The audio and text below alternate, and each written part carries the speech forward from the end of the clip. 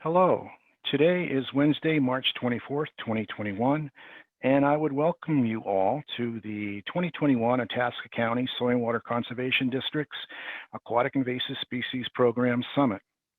I'm your host, Bill Grantges, and I am the AIS Program Coordinator.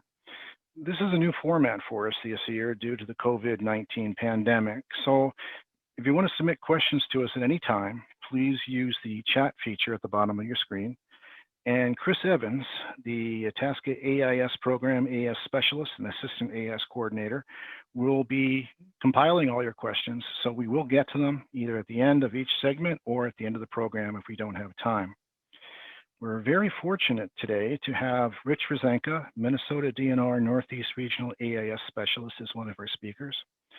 And we're also very fortunate to have Tom Neustrom, an area fishing guide, join us as well.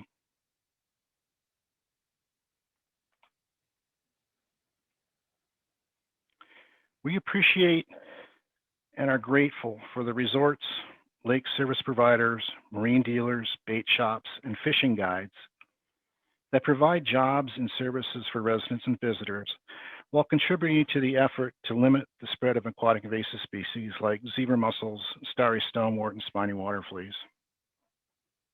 Thank you all. The AIS program and I want to partner with area businesses to help prevent the spread of aquatic invasive species. We want to listen to your concerns and your ideas and to invite your participation. Now, our public access inspection program helps prevent AIS from spreading, but inspectors can't be at every lake and river landing 24 hours a day, 7 days a week. And public landings are only one entry path among many. We all have a prevention role to play here. Property owners, their guests, recreational boaters, anglers, visitors, and the businesses that serve us, including resorts, campgrounds, lake service providers, bait shops, and marine dealers. I ask all of you for your help. Today, we are fortunate to have with us John Davis, Deer Lake Association Area President, Chris Evans, the Itasca AIS Program AIS Specialist. He's also the AIS Assistant Coordinator, and we'll be taking your questions. We are happy to have Rich Rezanka, the Minnesota DNR Northeast Regional AIS Specialist, with us today. And we also have our featured speaker is Tom Neustrom, a local area fishing guide. Tom Neustrom's been in the fishing industry for 38 years. Tom is well known for providing his customers with memorable guided fishing trips. Tom spends the majority of the open water season making memories by guiding customers, outdoor riders, and sponsors to memorable days on lakes and rivers of Minnesota. Off the water and ice, Tom spends much of his time leading fishing seminars, writing articles, doing in-store promotions, attending Minnesota DNR meetings, and working with the DNR as a board member of the Minnesota Sports Fishing Foundation and Coalition.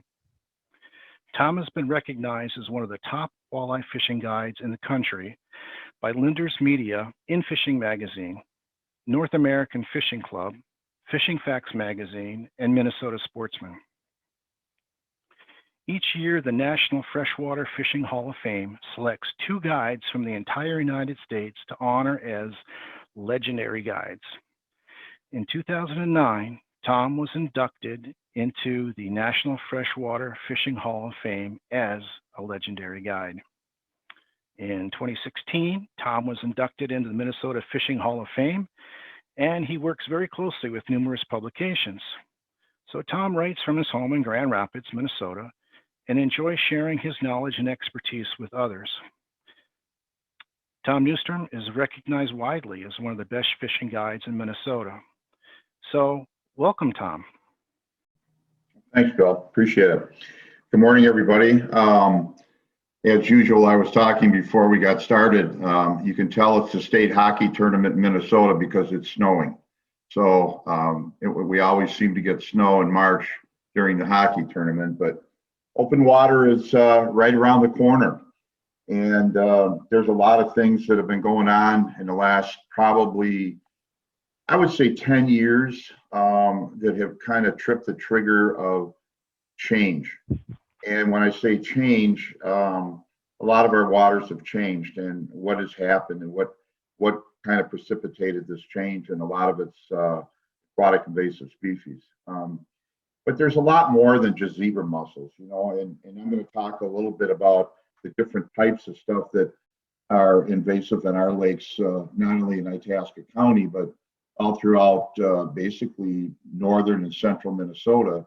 And it kind of trips what I wanted to tell you. One thing that I wanted to start with, because a lot of people up here saw what we have done. I'm part of Visit Grand Rapids, which is a tourism promotional group. We have had 2 national bass tournaments up here for Major League Fishing. And one of the great parts about that was they were very, very interested in making sure that they didn't bring anything from any other waters to our area.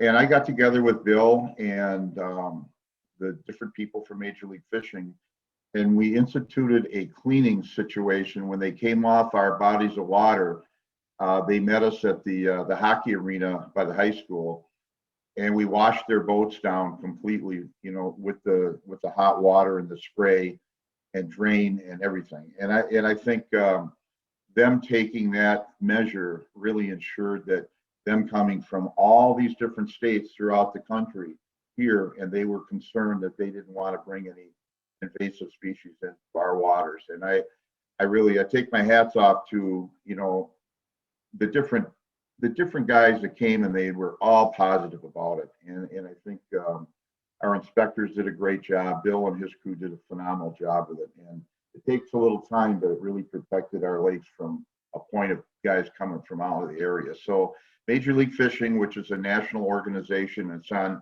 national television. It premiered Grand Rapids and the beautiful lakes that we have up here. And every fisherman that we had here, all these professional bass fishermen, from Kevin Van Dam all the way down, said that this was one of the absolute best areas that they have ever fished in the history of Major League Fishing. That says a lot when they go all over the country. But here again, our pristine lakes, you know, and I think that when we go back, and I'll go back to where I started, when we look at invasive species, you know, don't just say, okay, well, it's zebra mussels, that's all I got. There's a lot more to this. I just a few things in my notes, you know. I'm going to go back 15 years, maybe I think 15, 18 years ago on Lake Winnie. I don't know if some of you will remember this, but there was about 13,000 dead bluegills. And it was in the fall, and it was kind of over on the west side by Ravens Point. And all of a sudden, you know, everybody thought it was some kind of something that was brought in from some other area and introduction by, you know, by hunters and all this stuff, but it wasn't. It was something called the Faucet Snail. And they're divers, of course, and they go down and they eat these little snails, and something happened with them and they died. And again, you know, the Faucet Snail is almost very similar to a zebra mussel, and it filters water in a similar way. I went back when I started to hear about this, and I'm not a hunter. I just want to let you know I'm a fisherman. I'm a fish head.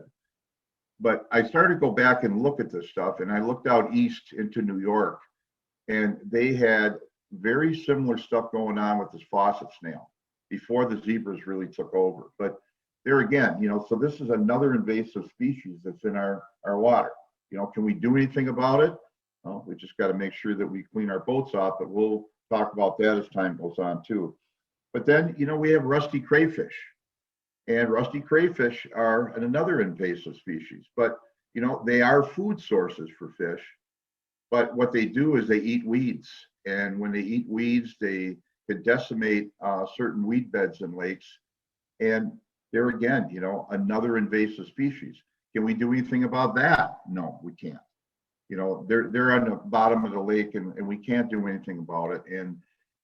But it's something always to watch and let the DNR know if you're losing weeds in certain bodies of water and they've been forever. You've got to let the DNR know so they can monitor that. It's a very important thing. One of the things that's come up lately in a few of our lakes is the Starry Stonewort weed. The thing just absolutely, it suffocates the shoreline. It's a very thick, absolutely terrible weed to have in your lake. But there again, if you start seeing these floating masses of weeds, especially, near the shorelines around your docks and that, let the DNR know about it, because that's a important facet of trying to slow this stuff down. One thing about Itasca County, and I've been guiding over three decades here, and we have some of the most pristine waters in the entire state of Minnesota. Like I said, when these tournament guys come here, they're absolutely amazed at it. And I looked at, when I was standing on the dock at Wabana Lake last year, after they had all, the guys had taken off, and there was only 8 or 9 of them. They had a very small group.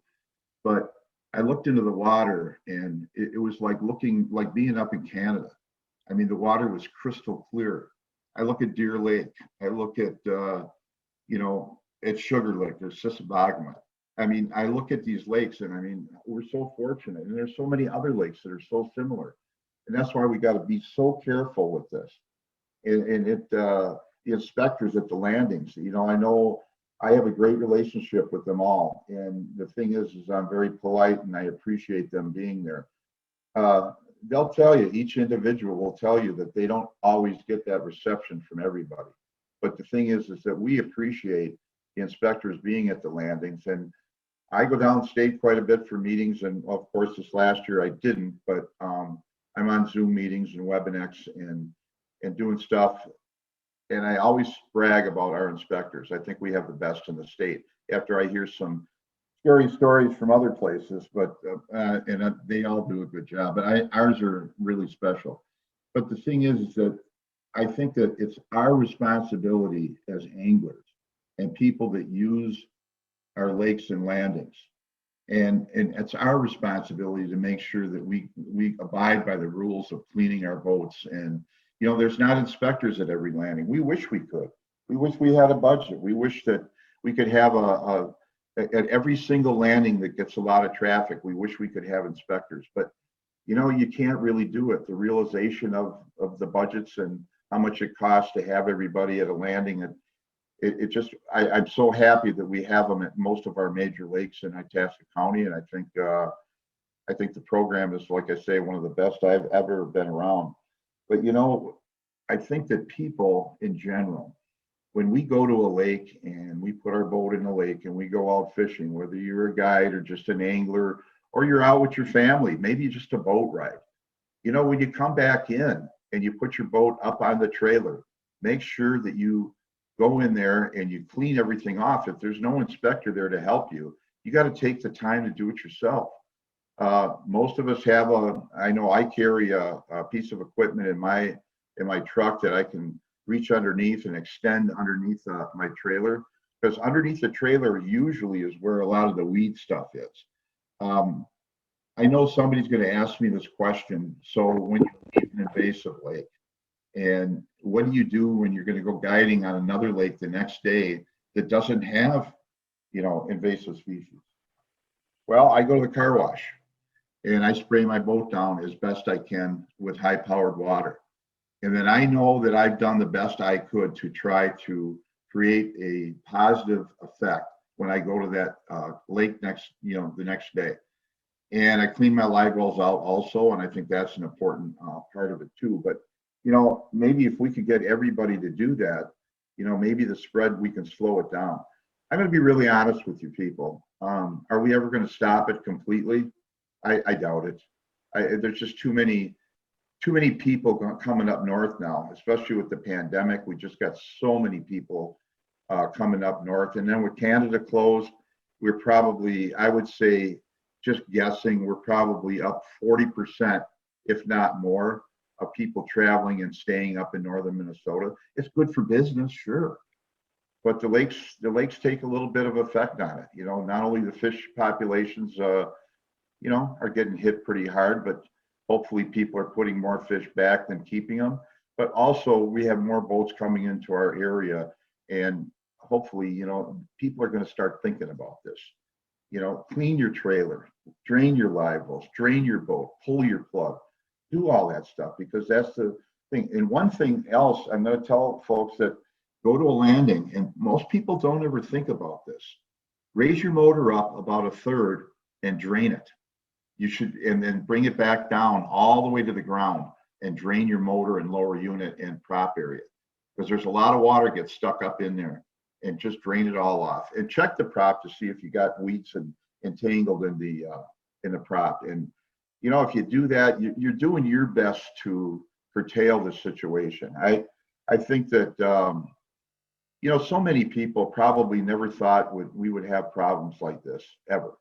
And we're very, you know, we're very protective of our lakes. I know I've talked to a few lake associations over the years, and you know, and they're concerned, and it is a concern. Don't ever think it's not, and don't ever think that we as anglers aren't concerned with this, because we are. You know, it changes the whole concept of the lake. So let me give you an example. So if I'm catching fish in 8 feet of water 10 years ago, because the water had a little bit of turbidity to it, it wasn't crystal clear, and the fishing was really good. Right now, you can go into those same areas and the water is crystal clear down to 15 feet, because it's probably got zebras in it. And you know, that's the thing, is it's changed the whole concept and ecosystem of the water. So, you know, we're actually catching fish maybe a little bit deeper than we did before. So it changes everything a little bit. So if we get invasive species into our lakes, such as zebra mussels or faucet snails, it can change the whole complexity of the lake. Is there something going on with zebra mussels that they're getting less in places where they've been for 10 to 15 years? There's rumors. I know on Mille Lacs, they're talking right now that there's areas on Mille Lacs where the zebra mussels had taken up homes year after year, and all of a sudden there's very few in that same area. I don't think anybody knows why yet, and I know I'm kind of interested to Rezanka, Mr. Rezanka, to listen to see what he thinks about that. Maybe he can put that in his notes a little bit. Just a information from somebody from the DNR that works on this all the time. I think you know, we as anglers and we as users of the watershed are most important to take care of things. Don't wait for everybody else to do it. You know, when you come off the lake, you do something about it. You take the time to do it. You know, and that's a real important thing. One another invasive species to pay attention to, and this really doesn't have anything to do with the clarity of the water, is minnows. You know, when you go buy minnows, there's an importation bill out there right now in the Senate to allow people to import minnows, the bait dealers, back into Minnesota. It's been kind of stopped for a few years, but there is a bill out there, and the minnow dealers are pretty well trained with this. But you got to be really careful too, because you know, you can, when you buy golden shiners, take a real good look at them, because you could have a carp in there so easily. It's unmistakable. We don't get them much around here, but I know over in the eastern part of Minnesota and south a little bit, there have been opportunities for seeing these carp in the minnows, and it hasn't happened very often, but it has happened. So that's another thing on your bait. Make sure you dispose of it at the end of the day. And you know, I know it's a costly thing at times, but it's something that we have to do to really, it's a regulation now, and it's something that we can ensure that is not introduced into our lakes. I think there's so many things that we can do. And the other thing too is, and we got a little pushback on this when we had these big tournaments come here. But I'm going to tell you that these guys really take the time to make sure that they get a hold of us first before they even ever come to Itasca County or even in northern Minnesota. And we set up programs for them to clean and wash their boats. So because they come here, don't think that they're bringing in something that is going to be exposed to our water, because they are actually safer, and they take the stringent effect to really do something about it before they ever put their boats in the water. I think we all have a job to do here, and we all have done, I think we've done a great job so far, but there's more to do. And we have to, you know, we just have to be really partners in all of this. I think, one of my favorite places to go, one of my favorite lakes in the entire county is Deer Lake. And I don't go there a lot. I go there and it's kind of one of those special things I kind of keep close to the vest. But Deer Lake and the operation and their association, and they have a washing setup when you come off the lake to pull up and wash your boat with a hose. They got water, they've got everything there for you. But I can tell you that it's the most impressive landing situation I've ever seen anywhere in Itasca County. I wish all associations could have that in place. I think it'd be wonderful. So if you ever want to look at what they have, go over to Deer Lake, the public access. There's only one of them. And it's over, I think it's on the the southwest corner of the lake. And I mean, if you ever want to see something that's pretty cool, go look at the one the Deer Lake Association has, and maybe it'll give you an idea for your association to get one too. I guess the responsibility is all of us, and make sure that, even as association members and even as anglers or just users of a body of water, you don't have to be just a fisherman to own a boat. But I think we all need to take that responsibility, because if we don't, then every lake and all the lakes are going to be infected before a lot of us are done forever. And I know that one of the things that I've tried to do in the last probably 10 years is give everything back that has given me such a great life in fishing. And I go to a lot of meetings. I'm on quite a few committees. I'm one of the board of directors for Minfish, and we have 4,400 members in Minfish now. And we're a group that we're on fishing. We're not on hunting or anything, but we're all about fishing and the fish populations in the lakes and invasive species. And I'm not representing them at this meeting, but I am a board member. So I guess I'm representing myself and as a board member. But again, I think I'm really happy that Bill talked to me about coming here and talking to you today, letting you know that as a fishing guide, I am very, very concerned, and most of my fellow guides are too. And someday we're going to have a state guide license, and this is going to be a huge requirement, is for them to be a member of a coalition of guides that will actually ensure that they are following all the regulations involved with aquatic invasive species. I think it's important, and the guides are on the lakes, and they go to several lakes over the course of a week or a month or a year.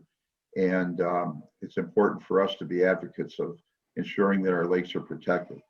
I think I pulled everything that I could do. I think that just making sure that people clean their boats when there's not an inspector there, they should anyway help the inspector and make sure they drain and make sure they lift their motor and drain the water out of the lower unit.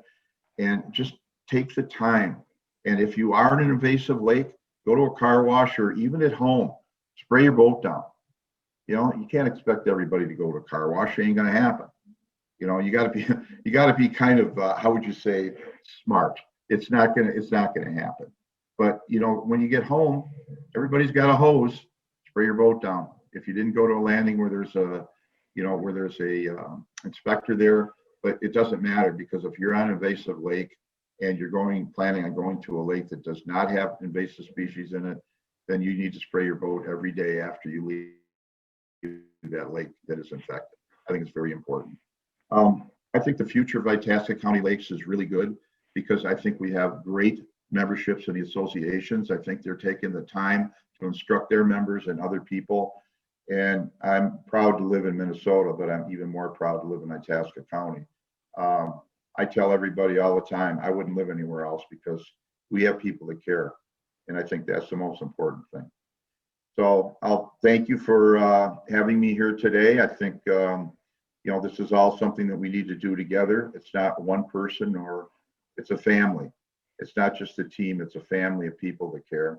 And I think we will get through all this, and we'll ensure that our lakes are as pristine as ever for years to come. Thank you, Tom. We'd like to open up briefly. If people have any questions for Tom, you can use the chat feature, and we will answer your questions. So are there any questions at this time?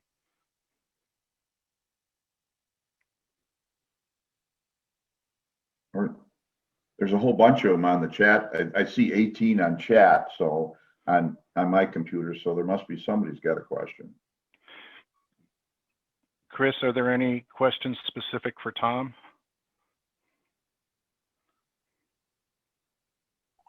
I think we answered most of the questions in the chat.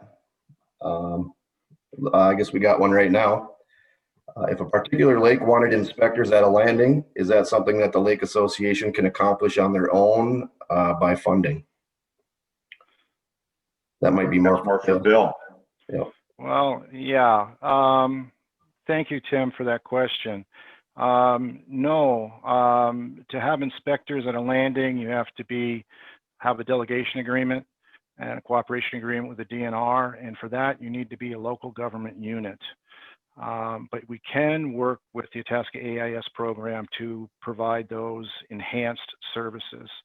I will touch on that when I get to my portion of the talk. Other questions for Tom? It doesn't look like we have any more questions. Okay, thank you, Chris. All right, again, I want to take some time. I can't thank our sponsors enough. Truly, this event would not be possible without their support. Every year, we are fortunate to be able to ask for donations for this, and we have received funding, well, of course, from the Itasca AIS program. We have some funding that we have used in the past from the Clean Water Land and Legacy Fund and Amendment, Greater Pokegama Lake Association, Wabana Chain of Lakes, Swan Lake, Itasca Waters, Deer Lake Association, Sissy Backwood Association, and of course, ICOLA, the Itasca Coalition of Lake Associations. Hey, Bill, I don't mean to interrupt you, but there were some questions came up on the screen just when you started to talk, and I don't know if Chris saw that, but there was 2 or 3 questions came up on the screen. Okay. I see there's one from Doug Jensen. Hello, Tom. Thanks for your leadership on this important issue. How do you see guides helping out with AIS outreach? I do. I think what has, the whole thing is without a state guide license, which is unbelievable that we don't have one. We're the only state in a 7-state area that doesn't require a guide license. But we're working on it. Don't worry, I'm working on it. But I think it's important that we get the message out to all the guides. And there's about, there's a lot of part-time guys. There's a lot of guides that guide maybe about 5 to 10 trips a season. I don't consider them total professional guides. And we have about 20 guides that are fairly active in our county. And then we've got, I think, 1, 2, 3, 4, 5. We have 7 full-time guides that do it for a living. So I think that once we can get the word out to them, it'll take probably a little time, but maybe we can make sure that we get something together that all the guides are going to take it upon themselves for outreach programs and take the time to do exactly the same stuff that I talked about today. Thanks for your question. Okay, next question was, fishing guides aren't required to go through lake service provider training. How do you encourage, well, I guess you've kind of already touched on this. How do you encourage other guides to get AIS information? They're just going to have to go online and do it. I mean, it's specifically a thing. Each individual has his own way of, jumping into the game. And, I encourage it with all the guides. I've got 4 or 5 guys that work with me, and I encourage them to stay in touch with this. It's the other ones, the independents and the part-time guides. Actually, we have guides that actually come up here from down in not the Twin Cities, but north of the Twin Cities and guide. And that concerns me a little bit because I don't know them all, but I do run into them. And I try to introduce myself to them, especially the ones that are what we call river guides. They got like these Montana drift boats. They've been coming up for about 3 years now. And I talked to them at a landing here, I think was last year I ran into them. And I did say something to them about it. And they said that they clean their boats after they leave. They go to a car wash and wash them off. And so I think that's all I can do right now with these guys. But if we get a state guide license in the next 2 years, this is going to be something that'll be implemented into the rule process. So I hope that answers the question for you. Okay. I'll be getting into some of these a little bit further. And the summit doesn't just end when we say thank you and goodbye. It's actually, there's activities related to the summit that continue on. We will be reaching out to the fishing guides in Itasca County. Matter of fact, we already have. We've sent correspondence to all of them. But there's things that we can do, like we can ask them to have a mention of clean, drain, dry, or some good best practices on their websites. And also, hopefully, most people are familiar with our Itasca AIS program, 5-star program, which we have not extended yet to fishing guides, but I'm hoping in the future, working closely with Tom in the next week, that we will be able to launch a program for 5-star in which we will actively promote those fishing guides in Itasca County that have agreed to implement certain common sense safeguards. So it's very much so on our radar to get fishing guides involved. Yeah, Bill, one last thing. I just want to let the people know that are representative of the associations. You know, if you would like me to come and talk to your association, you can get a hold of Bill. You can find my number. You can go online and find my cell phone number. I can give it to you too at the end of the summit. But if you'd like me to come and talk to your association, I'd be more than happy to do that. You set up an appointment with me, and I'll come in and speak to them. So I think those are the things that we can also spread the word a little better than just having just the summit, but we can individually come and talk to your association. So that's all I got. Thanks, Bill. All right. Thank you, Tom. We are going to be talking about methods to tackle invasive species already that are impacting our lakes. Our next speaker will be talking to that, as well as myself, which is a good segue to our next speaker. Our next featured speaker is Rich Rezanka. Rich is the DNR Northeast Regional Aquatic Invasive Species Specialist. Rich has been on the Itasca County AIS Technical Advisory Committee since its inception 8 years ago. And Rich is also a member of the Itasca County Dive Team. So, Rich, the show is yours. You can go ahead and share your screen.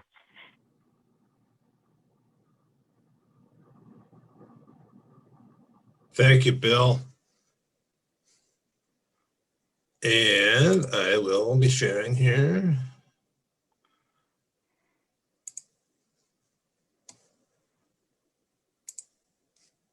I guess I won't, because the host has disabled participant screen sharing.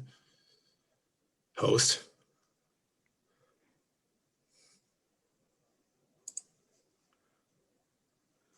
Gee. I know. Minor detail. There you go. My bad. Now let's try this again then. Murphy's Law.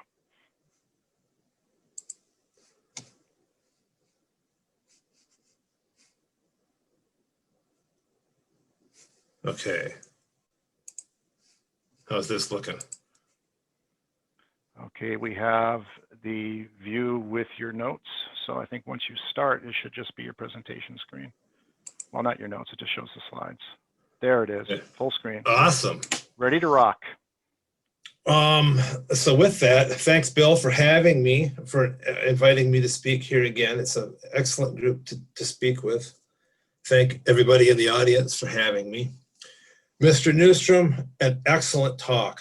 You offered great knowledge and insights that we don't normally, hear. And man, oh man, I've got a few notes in my presentation that will sort of elaborate on some of the things that you talked about.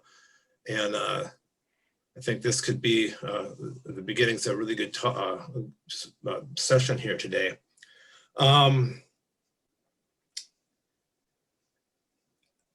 Before I go beyond this, this was this picture on the top of my screen was something that I took this last summer. We were doing some work over in Winnie on the southwest corner, looking at the Starry Stonewort population there. And as I swam through, I noticed what looked like a really cool an interesting picture, right? We've got this big batch on the right-hand side of zebra mussels. And there they sit with their siphons, they're pulling water in and pushing water out. Next to them out here out in the yard on the sand are an interesting batch of Chinese mystery snails doing their thing, all in the shade of a nice meadow of Starry Stonewort. And that's an unfortunate situation, and it's happened that it's in one of our awesome lakes, our fishing lakes in Winnie. But I don't want to be negative about what I'm going to talk about today. I want to offer some positive things. And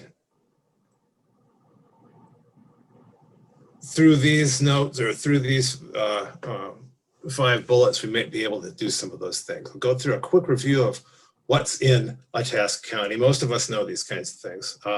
Most of us in the audience know this stuff, but a review of who's out there, how long they've been there, what kind of troubles they might be causing.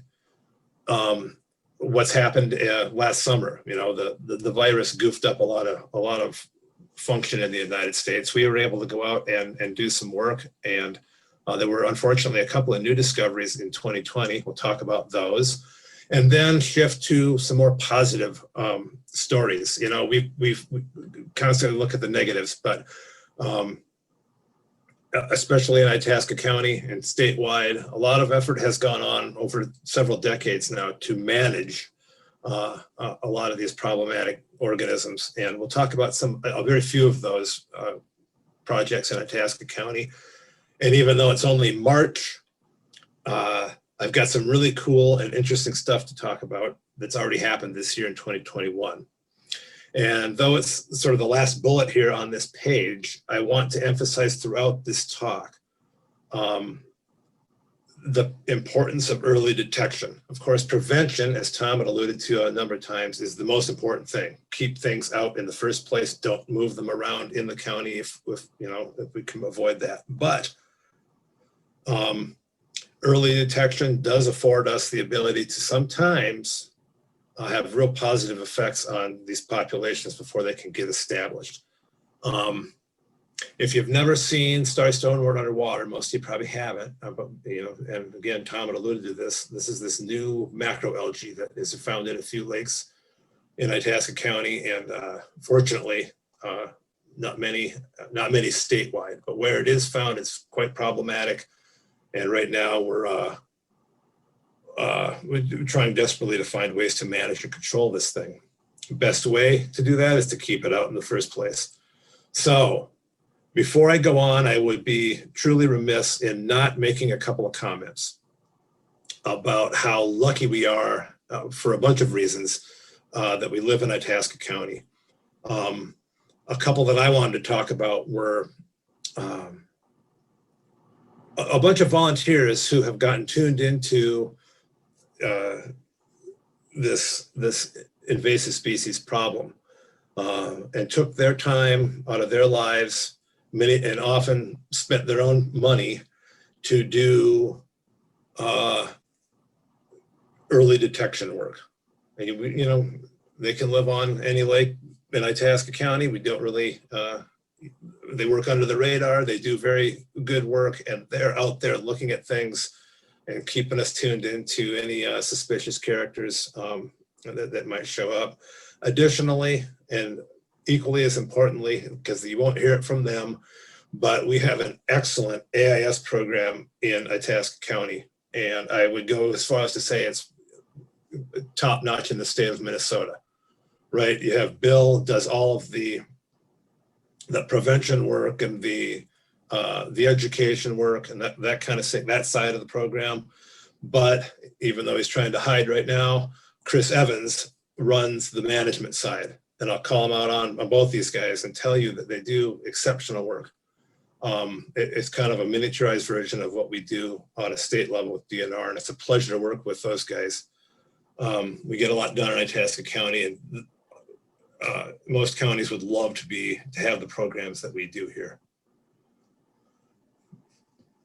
In the old days, a lot of what we got together to talk about lake service providers, and it's almost 10 years now since the legislation was passed that sort of invented lake service providers. And as a result, we've got this really well-trained group of certified professionals who, are out there, our first line of contact with AIS. So it's just another great example of what we've got here. These people are an integral part of what's going on with early detection in Itasca County as well. They're out there. I can't tell you how many times we've gotten reports from these guys, and I'll elaborate on that a little bit later in the talk with a specific example, but how many times they've found things or reported suspicious plants or animals that really helped us out in early detection. So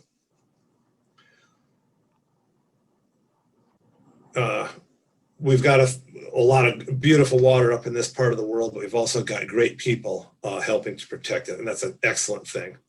So let's take a kind of a brief look at, a very brief look. We could spend an hour on this, but at some of the, I guess, heavy hitters, if you will, of invasive species that we have in the county.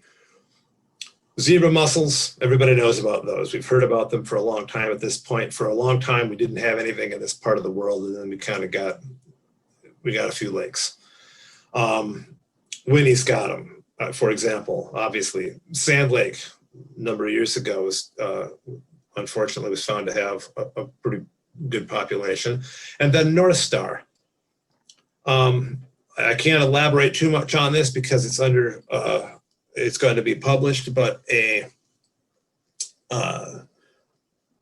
noted zebra mussel researcher has done a lot of work with zebra mussel genetics, and a paper that actually he sent around for review last week indicates that the populations from Winnie and Sand and North Star are very distinct, meaning they weren't moved from lake to lake within Itasca County, were brought here from elsewhere. Take that message as you will. It just means that, we've got to be tuned into prevention. But hats off to the people who do our inspection work here, right? Things were not moved from one body to the other in Itasca County. Winnie's got faucet snails. Did. That population boomed for a while. It's on a decline at this point. Tom had asked questions about zebra mussels in Mille, and indeed, I've been a diver on that project for most of the time that we've been diving over there since 2008. Can't tell you that we've seen declines in the mussel population, but we have definitely seen a slowing of increase, which is a good thing, and maybe even a plateau. So that population remains to be seen what happens there, and it remains to be seen what happens in other lakes, in Winnie, wherever, where these mussel populations have established. And unfortunately, Winnie also has this dense population of Starry Stonewort. And by the time we'd found it a number of years ago, it was widespread and was not really, there was no practical management involved with it at this point yet. Flowering rush is an interesting plant. It's found in a few lakes in Itasca County, only a few lakes around the state. And I've got some interesting comments to make about some of the management that's happened with flowering rush in Itasca County, some of our success stories. And then, of course, your Asian water milfoil, which is a problematic invasive plant. We're fortunate that we have very few lakes in Itasca County that are infested with this plant.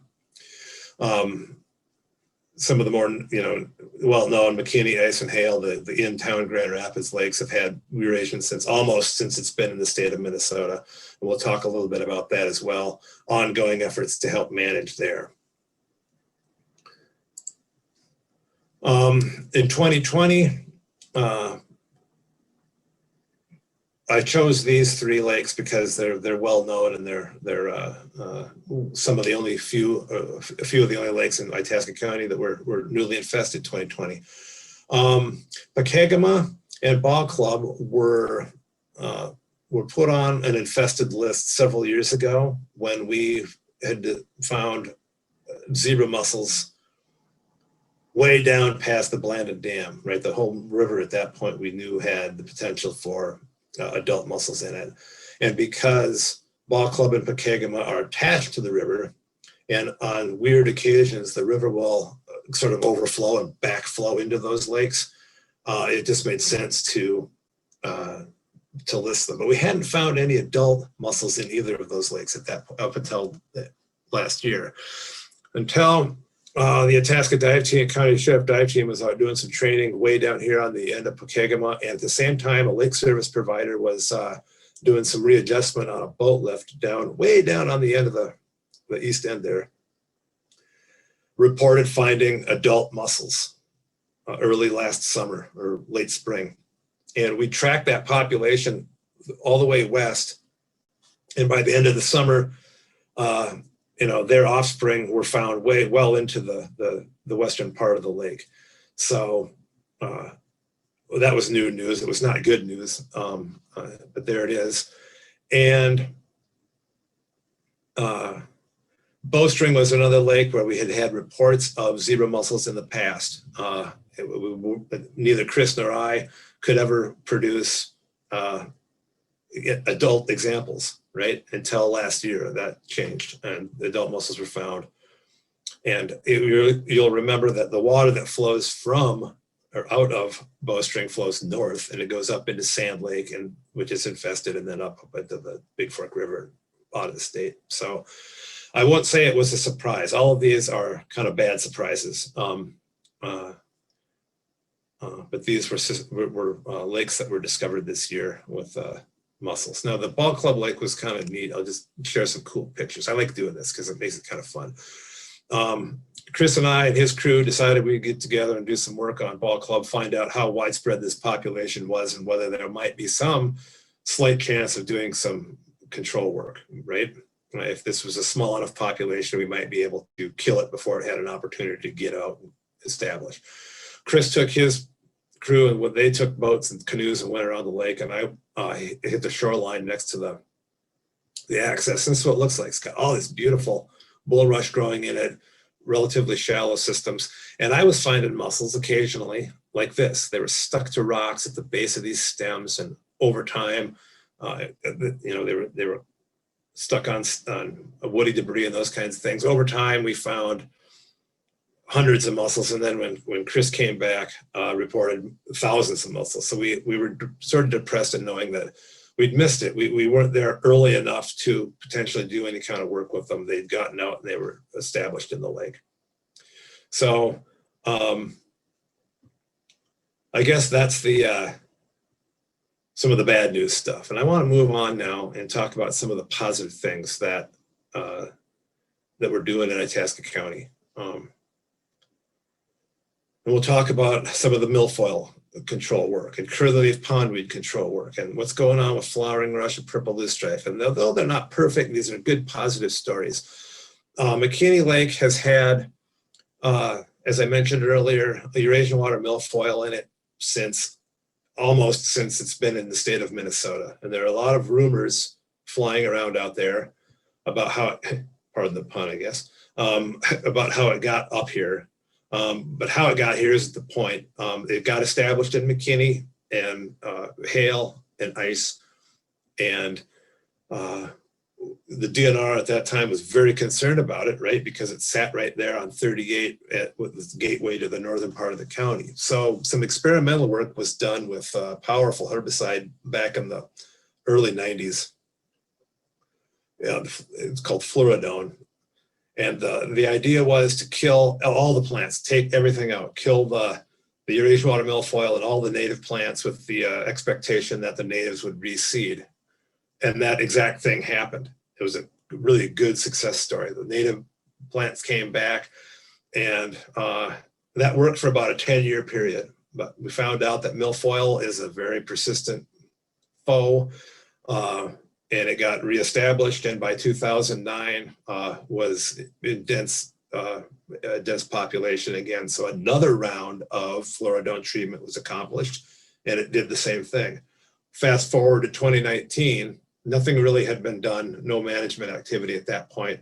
Milfoil was back kind of with a vengeance, and we decided this time to go about it a little bit differently, and it involved not only just DNR, but people on lakeshore owners on the lakes, county, Bill's crew, Chris's crew, city officials, Itasca County residents. We had pre-planning meetings where everybody was invited to express opinion, and we put a really good plan together. We dotted our I's, we crossed our T's, and we did some more treatments starting in 2019. We had excellent success with those treatments on Hale Lake, to the point that we didn't treat at all last year, 2020.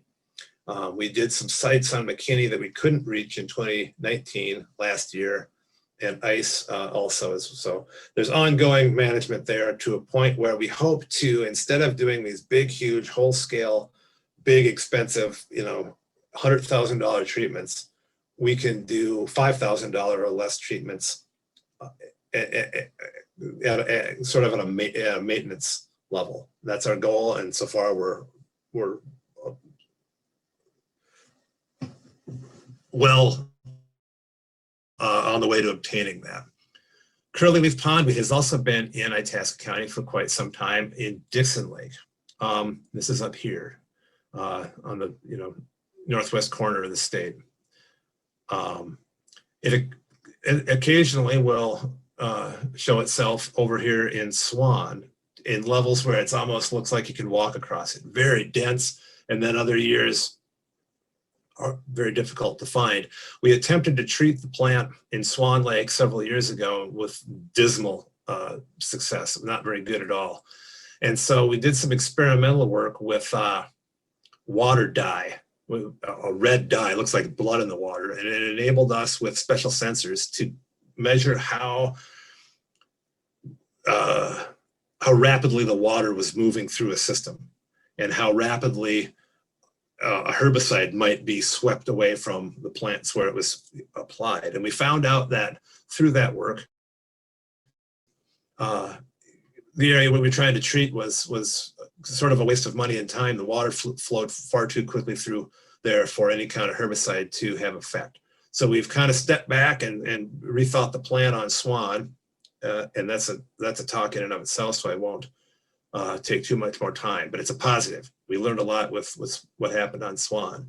Deer and moose are awesome examples of community involvement, lakeshore property owner concern and care, and hand picking, and a lot of time spent.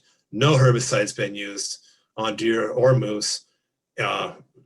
Credit a lot of what happened on moose to Chris, and what's happened on deer to local residents, including one of our guys on the dive team, John Arsenal, who goes out every year and does dive removal of curly leaf. Flowering rush is a plant that I've got a really cool example of later.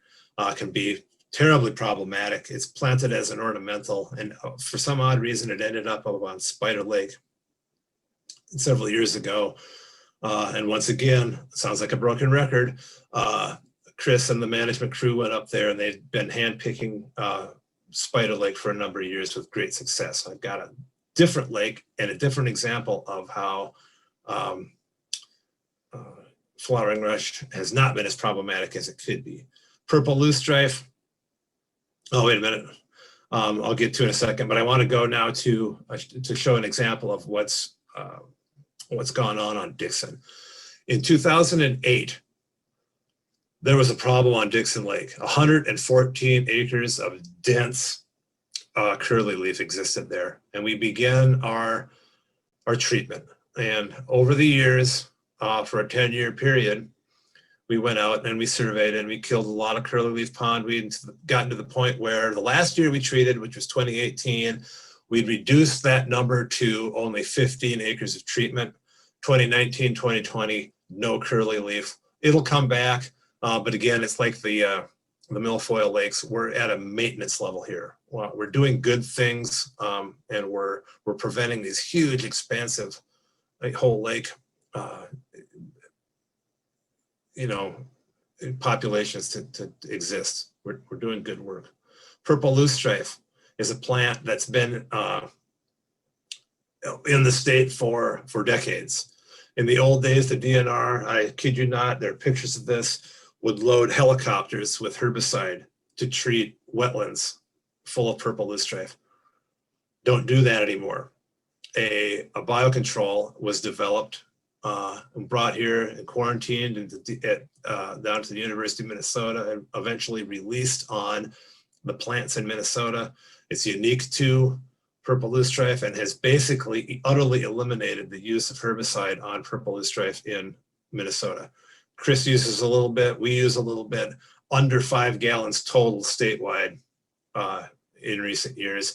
Instead, this biocontrol agent has basically made purple loosestrife kind of a member of the plant population. It every once in a while gets out of hand, we have to go deal with it, but not like it used to be. Definitely a success story. So some new stuff for 2021. Many of you have probably heard of Phragmites, but you may not know that there's a couple of different versions of it. There's a native strain, and we see that a lot in the ditches around Itasca County. If you head out of Grand Rapids heading west toward Deer River, you'll see that big tall grass in the ditch. That's Phragmites. But it's got kind of an ugly cousin, a problematic European strain that can grow 12 to 14 feet tall and utterly overwhelm wet areas. It's been a huge issue for other states in the western or the east of us around the Great Lakes. And Minnesota has been fortunate that we don't have lots of population of it in and around the state. And we've been able to watch how other people have learned how to treat this stuff. This year, the commissioner of the Minnesota Department of Agriculture changed the status of Phragmites, of non-native Phragmites, to prohibited, which is an excellent thing, which means that now we can take some action on these small sites and we can attempt to kill these things and prevent them from spreading before they become problematic. A good example of, you know, early detection and response to those early detections. The University of Minnesota is doing some really cool low dose copper research. And the idea here is to potentially eliminate or reduce or eliminate the reproductive capacity of zebra mussels. So we don't go after the adults and kill them necessarily. We kill all their kids, right? So that if we can do that for a number of years, the adults just die out. They never have the opportunity to, they don't reproduce, and the population just kind of fades away. Interesting stuff. That's one to keep an eye on. And this is sort of a secret thing, but I'll share a little bit about it. There's a local company that's doing really interesting work with ultrasonic technology that is very likely to be able to destroy both adult mussels and their offspring, the veligers. This kind of relevant, not so much to open water, but when we do a lot of pumping of water from one water body or out of a lake or whatever into an industry, this ultrasonic technology may be the ticket if it pans out to very efficient control of not only zebra mussels, but other invasives as well. In a brief, this is cool, I don't have any pictures and I apologize for this, but there's been sort of a last couple of years, whether it's weather or lake water temperature or all the stars just lining up, there are freshwater jellyfish. They're not native here, but they have been established for a while. And jellyfish live kind of on the bottom in a polyp form. It's something you wouldn't even recognize if you saw it. But then when the right conditions exist, they change over to what's called a medusa form, which is when you think of a jellyfish, that's what you think of, that the blob with the stuff hanging off the bottom of it. Well, they exist. We don't have any in Itasca County, but not too far across to the east, across the border in St. Louis, there are some lakes that have jellyfish issues going on. So I'll keep you posted on that and see where it goes, but that's kind of new news for 2021. Now, man, Bill told me, don't talk long, Rich. You do this all to me all the time. Shut up and keep quiet. So I'm gonna wrap up here, but I wanna emphasize one more thing about early detection. Remember this page we talked about? We'll condense that down to this. And I chose a couple of examples where early detection has made an absolutely utter difference, right? We talked about the McKinney-Hale milfoil system, where we spent over the years $100,000 potentially, or close to it, if you count herbicide costs and all the associated effort that went into just management of Eurasian water milfoil. And in stark contrast, I've got an example. All right, so here we go. This is McKinney. This is what we did in 2019. This is all the areas where we had to go put herbicide out to kill a plant. This is what flowering rush looks like in a lake nearby called North Twin, where it's been established for a long time. Notice it's not a particularly pleasant plant to have in front of your house or along the lakeshore. It's very dense and offers some problems for getting into open water. We've done a lot of work up in this neck of the woods to reduce this population, so it's not this bad anymore. But as the red line around the picture indicates, the real story here is why and how early detection works when it's done textbook. And a couple of years ago, Chris called me up and he said, oh, man, we were out doing our early detection surveys on Trout Lake, and I think we found a batch of flowering rush. It's isolated just off the public access. We didn't find any of it anywhere else. What should we do? And so I went out that afternoon or the next morning, I don't remember which, and verified that it was indeed flowering rush. And then Chris and I talked about it and tried to come up with a plan of what to do. And because it was shallow water, it was warm water, it was still in the summer, he grabbed his crew and they went out and jumped in and hand pulled this batch by the roots. It was a soft sediment on the bottom.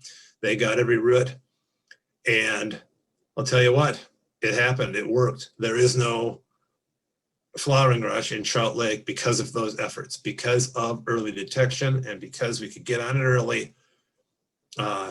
This never happened in Trout Lake. And you think about, well, what if 30 years ago we'd have had an early detection system in place? If somebody had had a crystal ball and could have seen forward into the future to find out all the problems that these organisms were causing, what if we could have stopped that milfoil before it got established, or this, flowering rush here before it got established? Very different situation. We still have that opportunity in most lakes in Itasca County. So Bill will talk, I'm sure, about prevention. That's my spiel on early detection. I hope it was interesting, and I'm going to wrap up because I am right up on time.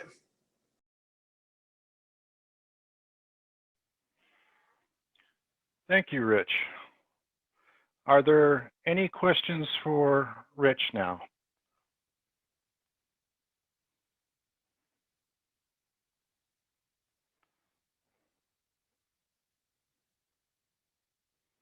Oh boy. Yes, there are. Again, there's a question here, Rich, from Doug Jensen, Minnesota Sea Grant. Thanks for your presentation, valuable information. We've talked a bit about this before. Since zebra mussel genetics shows that they're not closely related in those three lakes, it suggests that we're maybe missing some pathways that's running under our radar screen. Zebra mussels are spreading from distinct locations, perhaps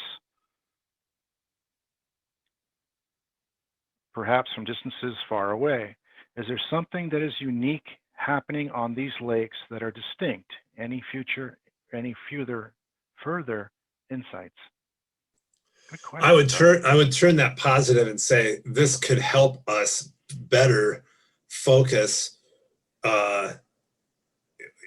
knowing where those pathways originate, right? Where we might not have had an inkling the previous to this. We'll say, well, we didn't know. And I can't really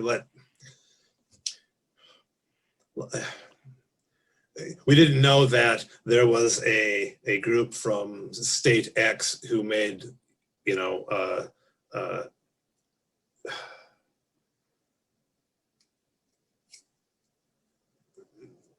a destination of this lake, right? And so we weren't, our radar wasn't up because we weren't looking at that direction. But knowing now where these originated, perhaps we put those you know, we fill that that space. We put up some prevention effort there to you know, look better at it. That was a terrible answer. No, it wasn't. No, it was not. My thoughts just weren't coming there. Sorry. Well, Doug says it was a good answer. We have a question for you, Rich, from David Hayes. Is there any indication that zebra mussels are less likely to establish colonies in moving water, such as in the Mississippi River? Yes, for sure. They do not like moving water. They'll make it simply because of the way they reproduce, right? They reproduce like fish. They're broadcast, they're spawners. So it makes it, if that's the case, the entire population sort of has to be downstream.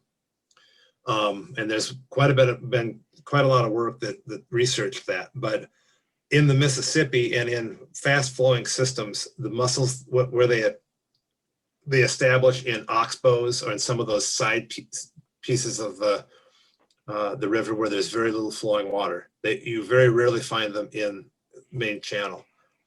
The river does serve as a transport for sure to get their offspring downstream, but they don't establish well in moving systems.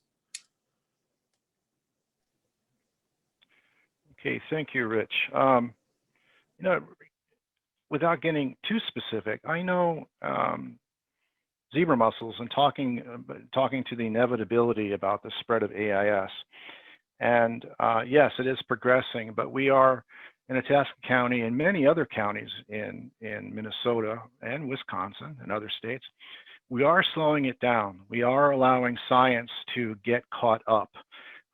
Innovative programs like some of the things that are offered by Chris Evans with his control monitoring group.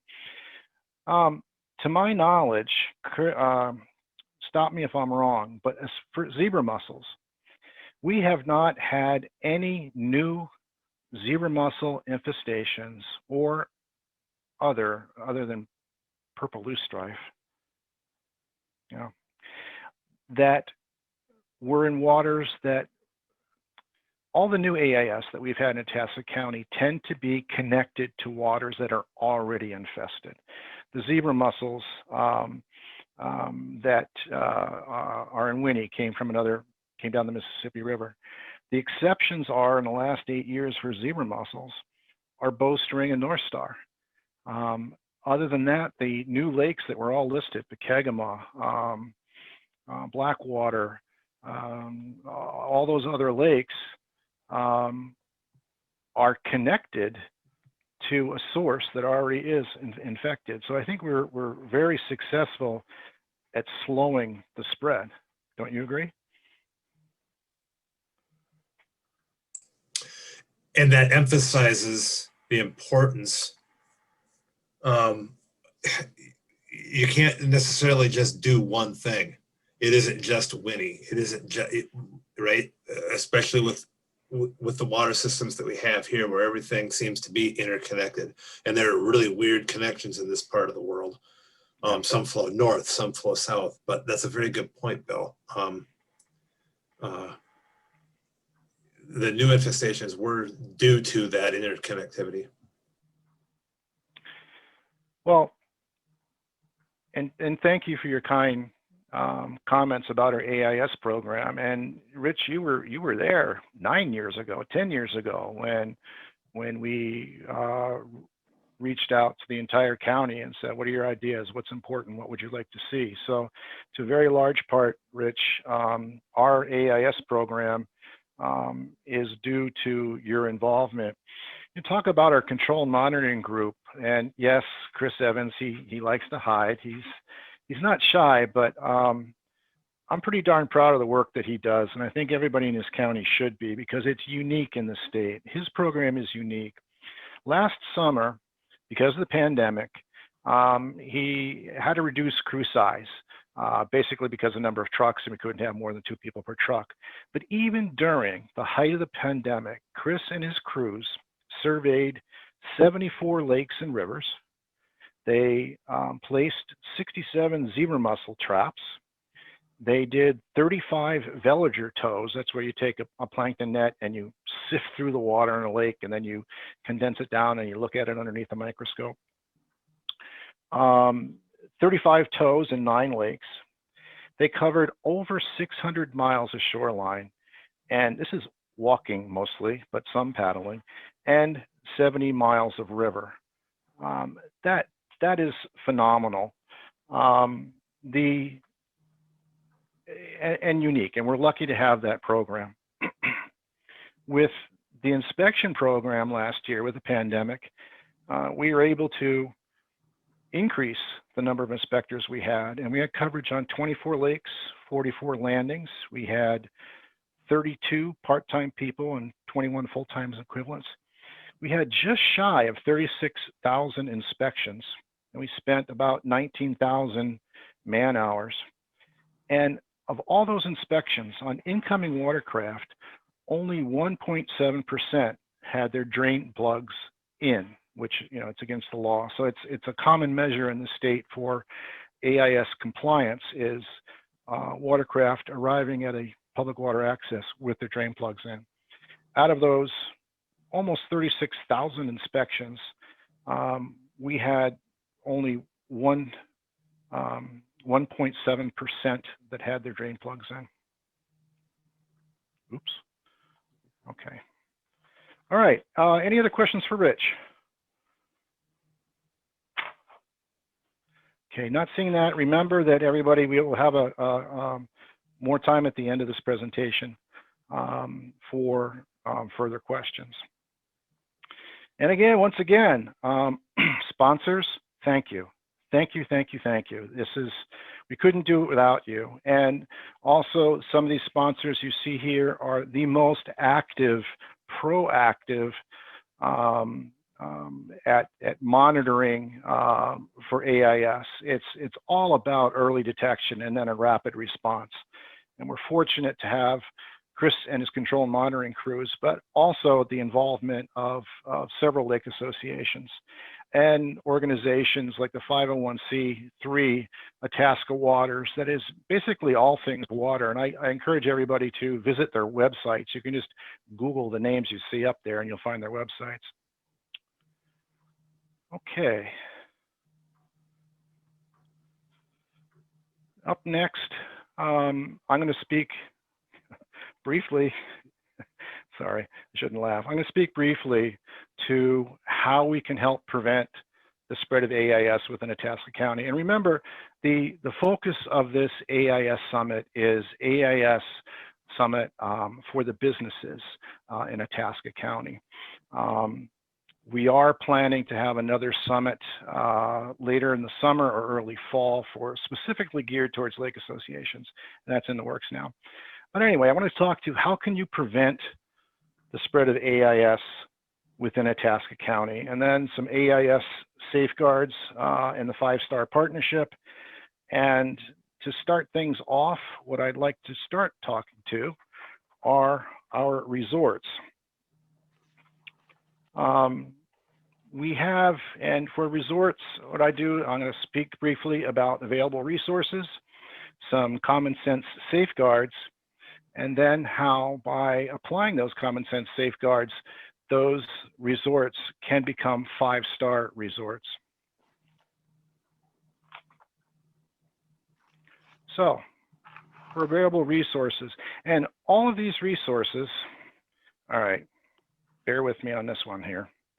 All of our resources are, I'm going to show you this right now. Here we, nope, that's not it. Here it is. Share. If you go to, oh, it's not. Okay, hopefully, panelists, are you seeing the Itasca AIS website? Yes. Okay, thank you. If you go to www.itascaais.info, I-N-F-O, and I got a couple of phone calls on that, yes, .info, it's legit, that's a real extension. Anyway, www.itascaais.info. This is our AIS website. It's actually an offshoot from the Itasca SWCD website, and the AIS program is housed with and run by the Itasca Soil and Water Conservation District. Anyway, you go to our webpage, and if you come down on the left side, you can go to and click on AIS resources, then scroll up. Everything that I'm going to be talking about here, every single form is available for download. Yeah, we have for resorts, we have for lake associations. Anyway, I highly encourage everyone to use this website, especially in the summertime, because we're going to have lists of where our decon stations are. Okay, so again, that was www.itascaais.info. All right, let me go back to my shared screen here. Okay. Okay, so we have a one-page flyer available for resorts, and this is something you can get from our website. And the idea is with this flyer is to, prior to your guests arriving, you send them information that gives them some common sense safeguards that they can take. You can put it in their welcome packet. You can send it with reservation confirmation materials. And you could also, perhaps you could give it to them when they check in also. We have this flyer available to you, and we'll give it to you as is. You can customize it how you like, put your logo on it. However you'd like to use it, we have it available for you. Our other resource we have are a flyer that lists a one-page description of simple, effective safeguards that people can do. And again, it's easy to use. You can even customize it with your logo, again, like the other, the first flyer that we talked about. Other resources that we offer watercraft inspection services and decontamination services. Now, we encourage all resorts to have their own inspection protocols and decontamination protocols. And we are working on having these decon services and a low-cost wash station available to resorts. We have grant monies available, and I have Sand Lake where I owe them several of these wash stations, and next week I'll be working with those people there to figure out a schedule. Anyway, while we do encourage resorts to do this work themselves, we have a very well-established AIS inspection program. So we can tell you where we are, lakes we're inspected on, and you can send your guests to these inspectors prior to them arriving at your resort. And decontamination services, where did I write down that note? We have Deer Lake Station that was mentioned before. This is a phenomenal, one-of-a-kind in the state. Self-serve, open 24 hours a day, decon station with tools, lighting, and fresh water. When we have an inspector there, we have pressurized hot water that we can do. Coming online this summer, I'm really happy and really proud of Wabana Township and the Wabana Chain of Lakes Association. They're bringing their decon station that's available 24 hours a day, 7 days a week online.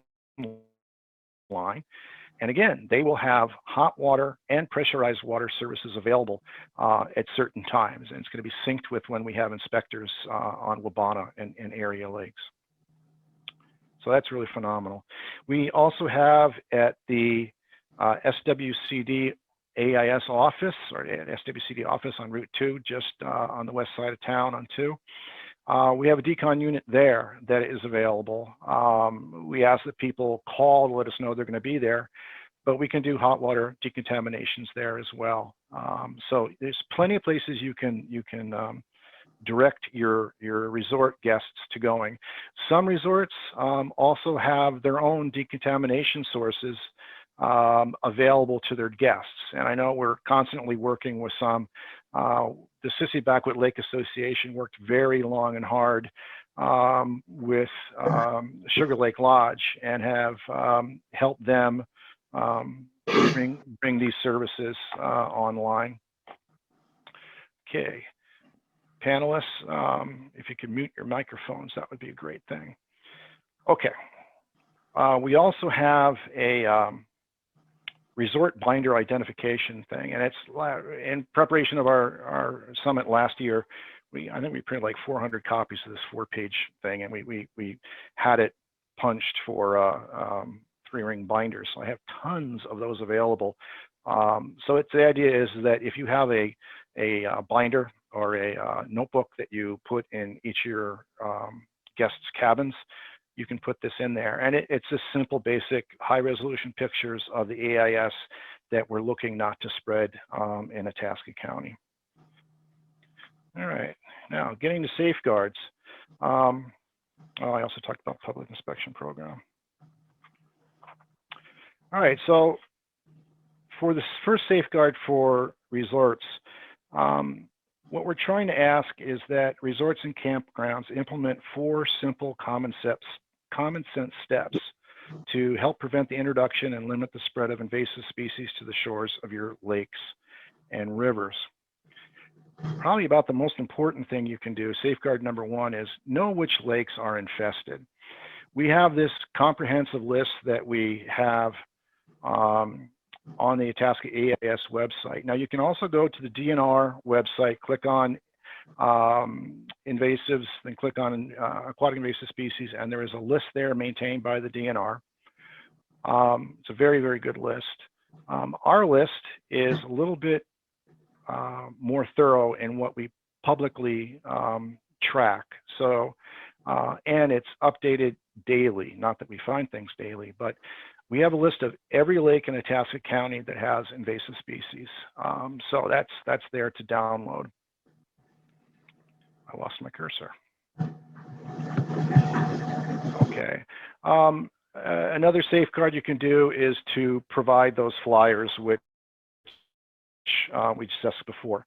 And you can ask your guests that may be bringing their watercraft or other recreational gear to use before their stay, or remove their boat during their stay that move from one lake to another, which is pretty common. Please ask your guests what lakes and rivers that they are coming from and they intend to be using. It's really important that the boats and all their items they bring that could go in the waters at your resorts, the waters that they could be visiting, have undergone a thorough clean, drain, dry, dispose process. If you have a private boat launch, we ask that you don't let others, people that are not your guests, to use it unless you know where those boats have been. There's actually more traffic on lakes that come, the conventional wisdom would say, oh, it's public water access. Many lakes, though, there's much more access coming to a lake that come from resorts, and even more so, the people that live on lakes. So it's important that we all take this personal responsibility to make sure people know where they've been, know what lakes are infested. And if it's possible, you could even ask them to avoid some of the infested lakes. One other safeguard, and yes, that's our crew of inspectors from 2019 pre-COVID, is you can inspect. You can ask us to provide the inspections. You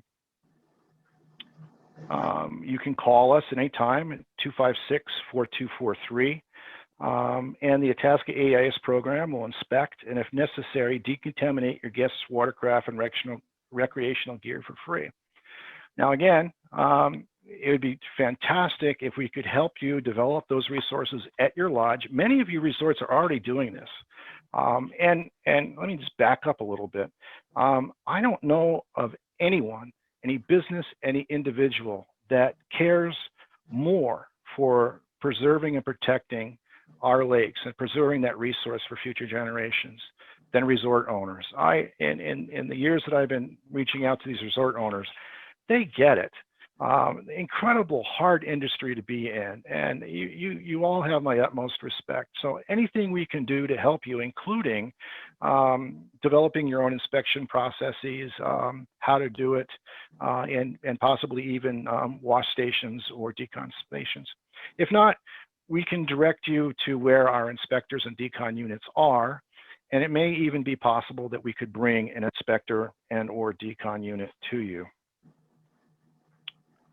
All right, so those are the safeguards, and we have a program that we call the 5-star program. And basically, the 5-star program are for those resorts that are willing to implement those safeguards we discussed. And if they do, we invite you to become a member of our 5-star program and marketing initiative. And then in return for agreeing to implement those safeguards, the Itasca AIS program and participating lake associations will market and promote your business to shoreline property owners. Now, lakeshore property owners have connections to and positive influence with visitors, and many times have overflow guests that they can refer to the resorts on their lake. I know the lake I used to live on, Sissy Backwit Lake, and I know many times of people contacting the lodge for their overflow guests coming in. Now, we offer to promote you through the Itasca AIS program, through lake association websites, and the many Itasca AIS program and lake associations meetings and events. We'll include you in our newsletters, and you can see these if you look at different lake associations, Facebook and website pages. Newsletters, electronic and hard copy mailings, and our multiple Facebook, Twitter, and other social media platforms. Hopefully everyone watching now saw the full-page ad that we had in the Itasca Herald Review, which this year we listed all 24 of our 5-star programs, which included lake service providers, marine dealers, resorts, campgrounds, and landscape firms. So we do provide some direct marketing. Moving on to lake service providers. I'll tell you, way back when, we're going back 20 years now, I thought it would be a great idea if I'd be a lake service provider. Bad idea. That is hard work. It's also how I met Rich Rezanka, becoming a certified lake service provider, which, by the way, it's the law. Anyone who's using a lake service provider, your lake service provider is required by law to be certified to the Department of Natural Resources. Anyway, we have a great group of lake service providers in Itasca County, and we're really grateful for the services that you guys offer to the area shoreline property owners while limiting the spread of AIS. And you know, a number of you have already signed up and earned the classification as 5-star lake service providers. Now, and I'll get to that list in just a second. The safeguards are, a lot of the safeguards are common between resorts and lake service providers.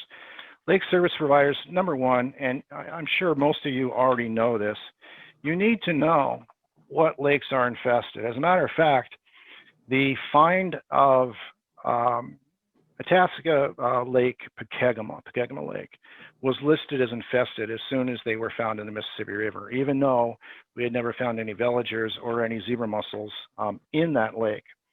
Well, it was last year that we found adult zebra mussels, and they were found actually by 1,000 Lakes, Lifts, and Docks. We get numerous calls throughout the year I know Grand Rapids Marine has given me several calls with, hey, can you identify this? JJ's Barge has called us a couple of times. So this knowing which lakes are infested and what's unusual is extremely important. So we ask you to closely monitor this list that we have. We ask you to thoroughly inspect all your equipment.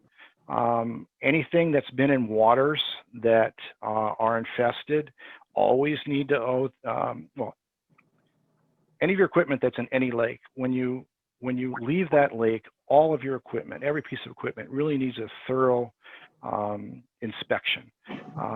You should do that yourself. However, we can do those inspections for you. They can be, we can direct you to public landings where our inspectors are. Now, following your inspection, some watercrafting gear may require decontaminations. Now, decontamination is something that everybody here has done. If you have watercraft, it's as simple as picking a piece of plant material or removing some mud from your watercraft or your equipment.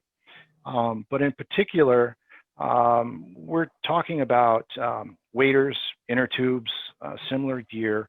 Those that can't hold standing water, you can do the visual inspection, remove the weeds and stuff by hand. And then it's always a good idea to give a rinse with some fresh water. Even cold water from a garden hose is extremely effective. Now, watercraft barges, trailers, and gear that can hold standing water and cannot be drained from entering another lake, and you know you're coming from a lake with zebra mussels, it's always, always, always a great idea to decontaminate thoroughly through a thermal decontamination that equipment. Now, while it's true, if you're on the water less than 24 hours, it's very unlikely that you're going to have a zebra mussel attached to your hull. But if you are holding water that you did inadvertently pick up there, either well, in your area where water might pool, and you don't dry it, you could be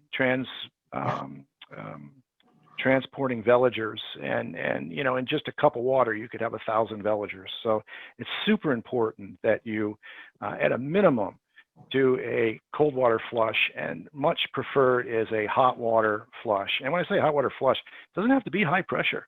Actually, the way we train our people to do it is use low flow, and then if anything's still attached, then you use the high pressure. Itasca AIS program is happy to provide those decontamination inspection services. And again, we have Deer Lake Station, we'll have Wabana Station, we'll have the Decon equipment at the SWCD office in Grand Rapids going out on Route 2, west side. And then we have 3 mobile Decons, which you can ask any inspector or call us at the AIS hotline, 256-4243, and we'll direct you to one. We are working on having the ability to be centrally located at the key times during the day so we can provide that service for you. And so I encourage all lake service providers, if you have an idea on where a centralized decontamination station would work great for you and at what time, give me a call, send me an email, a coordinator at itascaais.info. We really do want to tailor these services, and we are getting a lot of traction now with development of these self-serve decon stations with fresh water. The other safeguard, and it's surprising how many people don't know this, that this is actually a law and has been for years, is that anytime you move equipment from one lake to another, now when I say equipment, I mean docks, boat lifts, swim platforms, anything that's a client asks you to move or remove from their lake. By law, that has to sit out for 21 days and dry before it can be reintroduced into another body of water. This includes anchors, buoys, swim platforms, lifts. So it's super important that you do that. Now, for those lake service providers that do implement those safeguards, just as we do with the resorts, there's no fee to participate with the Itasca 5-star program, but to participate, what you need to do is to agree to implement those safeguards. And if you do agree, participating lake associations in our program, again, just like for resorts, will market and promote your business to shoreline property owners via the Itasca AIS program, lake association websites, mini Itasca AIS programs, and lake association meetings, events, newsletters. And it's actually become quite effective. Wow, infective, that's bad. Quite effective. So if you want to join the 5-star program, just send an email to me at coordinator@itascaas.info, or just give me a call at 256-4243. All right, before I move on, oops. Oh, okay, yes. So now we're going to move on to lake associations. And again, before I launch into lake associations, I got to thank our sponsors again. Thank you, lake associations. Thank you, Itasca Waters, for your continued support. Couldn't do this without you. So, talking about lake associations, what can you do? Well, you can. Okay. Before you get into this, well, the first thing was encourage all your lake service providers to become a 5-star participant.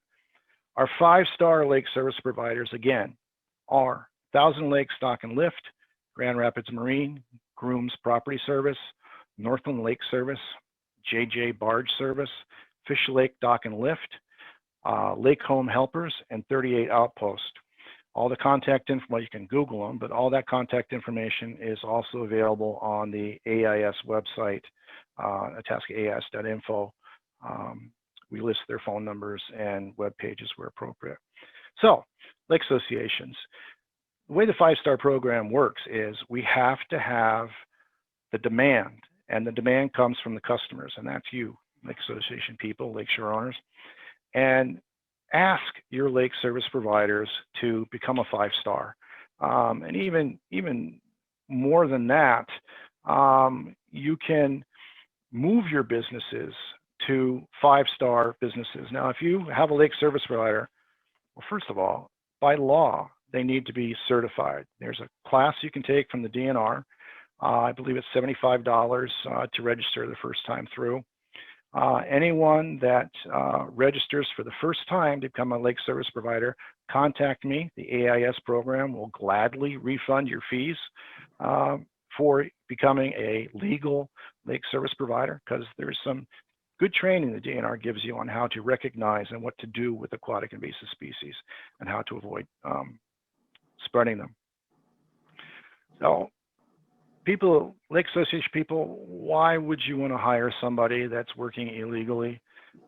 If they don't pay attention to that, how do you know they're paying attention to where they were, or whether they keep their equipment clean, or whether they're giving you a dock or a boat lift with zebra mussels on it that are alive? You know, if they don't do one very basic thing, how do we know that they don't do other basic things?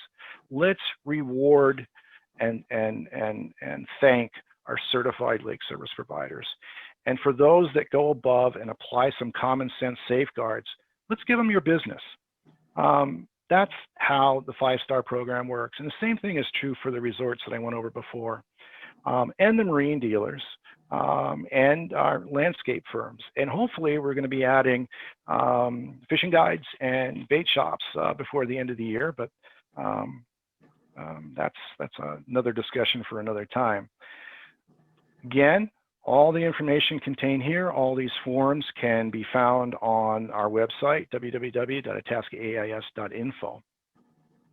All right, how am I doing on time here? Okay, I'm doing good. All right, I want to open this up now for questions. Holy cow, 7 questions.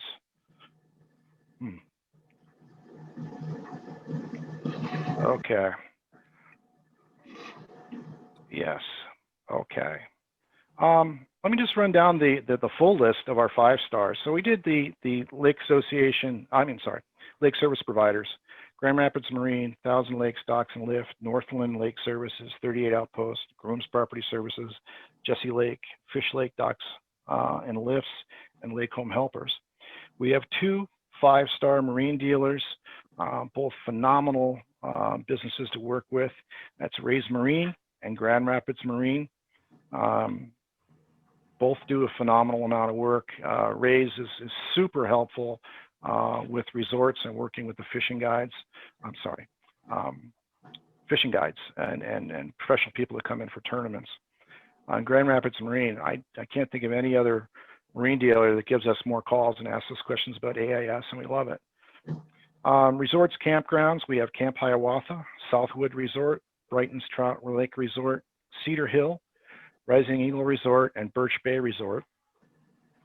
And for our 5-star landscape firms, we have Lang Nursery and Landscape, McNeil Excavating, and JV Tree and Landscaping. Those are our 5-star people. Again, that's all on the Itasca AIS.info website. And it's also, you can get to this through the Itasca SWCD website, which is Itasca, www.itascaswcd.org. Okay, someone's asking me to repeat about the 21 days. That's super important, and it's an easy thing to do. The state law is that anytime you move a piece of equipment that has been installed in a lake, such as a dock, boat lift, swim platform, I don't know what else, but if it's been installed in a lake and you take it out for whatever reason, before that equipment can go to a different lake, by law, it has to sit out for 21 days. That's not just for lake service providers, that's for everybody. It has to sit out for 21 days to dry, and that will kill the vast majority of aquatic invasive species, virtually all up here in northern Minnesota, unless it's stored in a very, very, very shady and wet location. All AIS will be killed. All right, I think I covered those questions. Let's see here.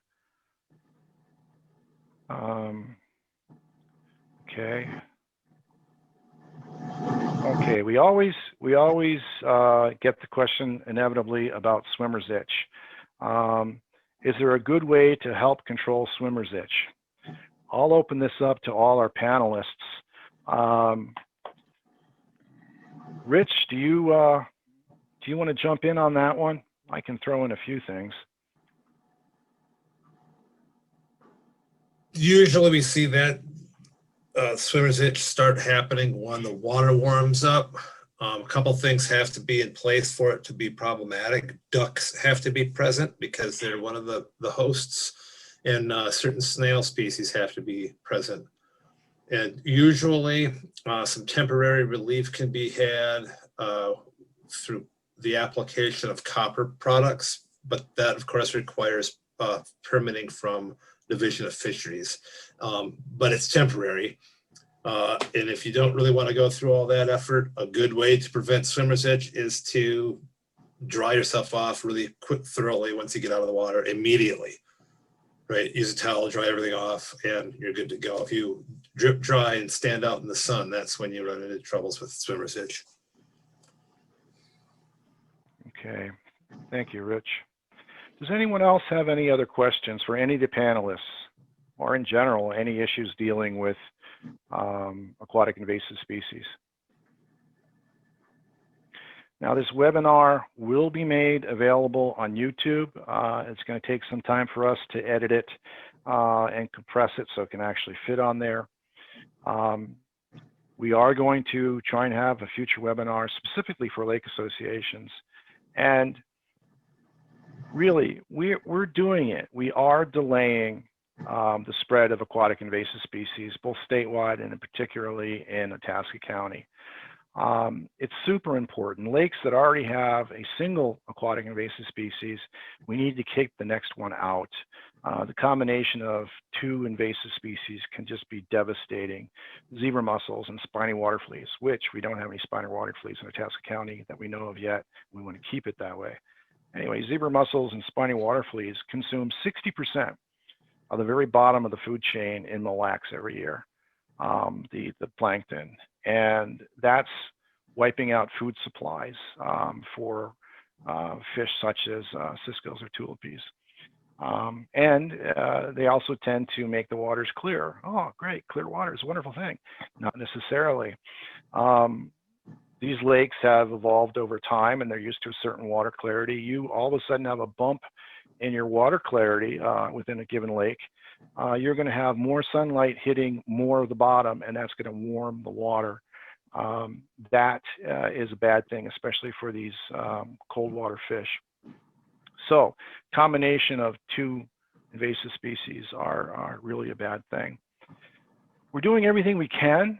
We're always open to suggestions. We can always be reached. The Itasca AIS program, you can email me at coordinator@itascaais.info or 256-4243 for a phone number. Barring any other, oh, wait a minute, here's a question. Will the web be available after this? Yes, it will.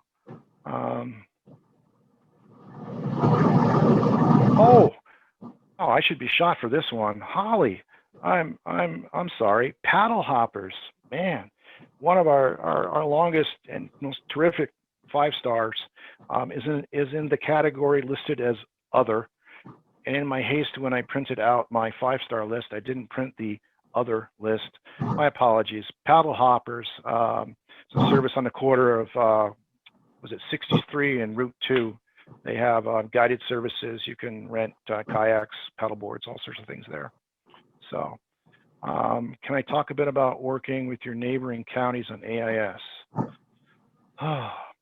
Yeah, Itasca County does do quite a bit of work with our neighboring counties. One good example is this year, a lot of counties from Hubbard County down to Cass and all of our surrounding counties, we're all chipping in to go in to buy bait bags to provide free for our bait shops that have information printed on them about how to properly dispose of used bait and the need to carry fresh water with you. So that's one of the joint projects. All the counties in the Arrowhead region, we get together, we discuss our projects we're doing and what we might be able to do to help other counties. It's some phenomenal work being done in other counties. We had a resort grant outreach program between Lake Vermilion, Itasca County, and Cass County, an area bigger than the state of Connecticut and Rhode Island combined, where we reached out to all the resorts and campgrounds and lodges in each county to try and engage them to become more savvy about AIS. And one of the outcomes of that was most of them already are. And so that's an example of it. So we're always looking to partner with other counties. Let's see. All right, so Tom from Sissy Beckwood Lake Association, do you test lakes on a schedule for AIS and do you report it? You have mentioned how many tests were made last year. Lake Association wants tests for zebra mussel villagers. We don't want to test if we, oh yeah, Tom, great point. Okay, basically is, does the Itasca AIS program and also the DNR, do we regularly test for invasive species? Yes, absolutely 100%. Chris's crews, when they go out, they're search and destroy. They are actively monitoring, looking for, where's my list? Every invasive species that we track on our AIS list, which of course I don't have in front of me right now. We did do, and we are going to be presenting our report to the Itasca County Commissioners, and we will be posting our report online for all of our activities in the year 2020, of which Chris does an individual report. It's more like a Bible. It's 70 pages long usually, of all of his activities that he's done, what lakes he surveyed, what lakes he found AIS in, when it was found, And Sissy Backwit Lake, yeah, we did 2 or 3 times last year. We did zero mussel villager tows for that. Is there a set schedule? Not right now, not in advance, but yes, Chris does schedule those lakes, and we are at a point where we could notify a lake association before we go out.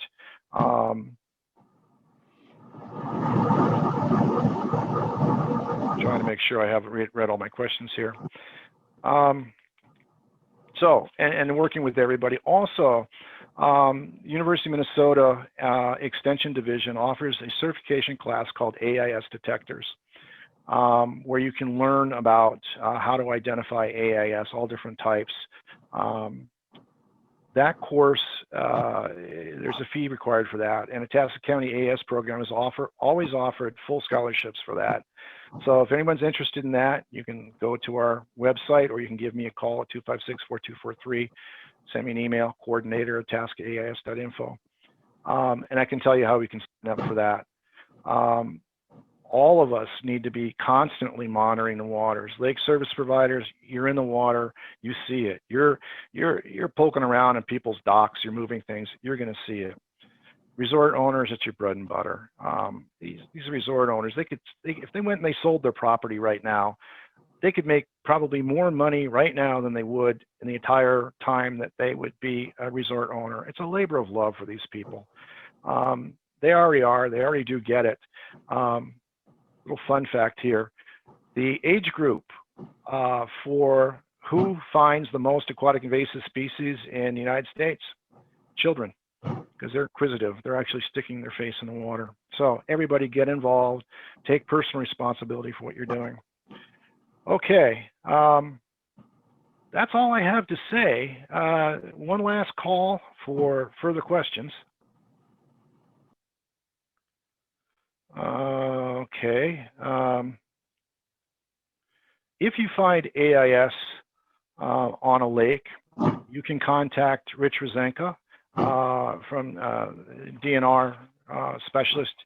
You can get his contact information on the DNR website, or give us a call at Itasca AIS, our hotline, 256-4243. We'll be out there that day, no more than 24 hours later, to help identify that, and to, if action is necessary, taking it immediately. That is our rapid response plan that we have. So send an email to coordinator@itascaais.info, or call 256-4243, and we'll get right out there. We rented a jet ski. Next question. We rented a jet ski from a local rental shop. Are any of them 5-star members? We're working on it. Again, these are very hard people to get a hold of, and it is an identified vector for rental equipment that presents amongst other things, a risk for transmission of AIS. So we are working on it. So the short answer is no. We are working on it. When you do go to that rental shop, ask them why. Ask them why they're not participating in the Itasca AIS program. And if you know more than one, go to another one. Ask them, are they participating in the AIS program? Are they 5-star? If they say no, ask them why not. So Dwayne and Ann, the simple answer is, unfortunately, no. We do not have any 5-star rental shops yet, but we're trying. Hey, All right. Bill? Yes. Gil, can I add one thing at the end of this really quick? Sure. For the people that are still on and listening, just remember last year there was 100,000 more fishing licenses sold. A lot of reasons for that. A lot of new anglers, a lot of new people enjoying fishing.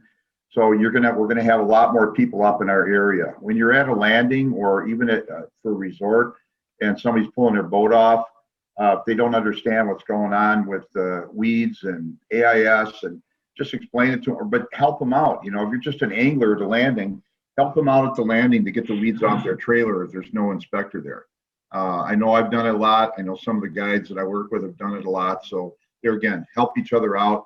A lot more people up in our area this year again, probably. So just a little tip from you. And opener is May 15th this year. A lot of people think it's Mother's Day. It's not. It's a week later.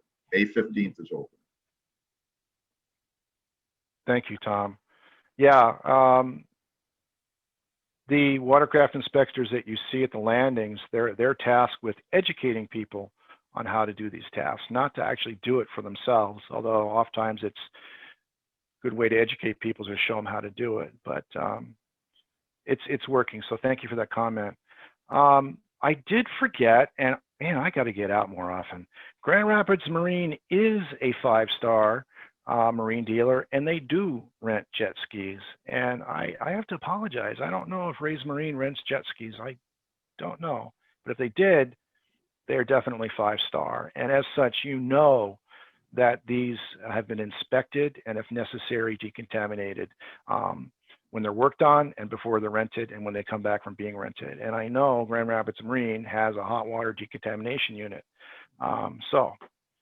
Let's see. Comment from Tim, or question: resorts all have a lot of clout and demanding a high standard from boat rental companies, and lake service providers will honor those companies who honor our lake. Well put, Sugar Lake Lodge. Tim, how's the new house? Anyway, that's a really good point. We drive the demand for people to be AIS savvy. It's all of us, lake service providers, people that live on lakes. We drive that demand. That's the clout that we have. It's the power of our business. So let's demand that everyone that uses the water in Itasca County for their business applies these common sense AIS safeguards. So with that, again, lake service providers, resort owners, vast majority of them get it and are already doing very, very many things. And I have never in my life met harder working people. Stay tuned for more 5-star service providers being added. And again, contact the Itasca AIS program. If you find something, you have any questions, itascaais.info or 256-4243. With that, one last call for rentals. Oh, man. Again, here's another one, Larry. Good point. Thank you. R&R Rentals. Man, just down the street from me here, Larry. Thank you. R&R Rentals rents Watercraft to their guests on Pekegama, and they are and have been a 5-star provider. So my apologies for getting that. Okay, everybody, it's 11 a.m. Panelists, Tom Neustrom, thank you much. Rich Rezanka, thank you again for your time, and thank you all for attending. Look for our AIS, our video of this summit on our website. I'll also be sending out an email message to everyone that's been registered when that video is available. Thank you, everyone. Remember, clean, drain, dry, and have a safe summer. Bye now.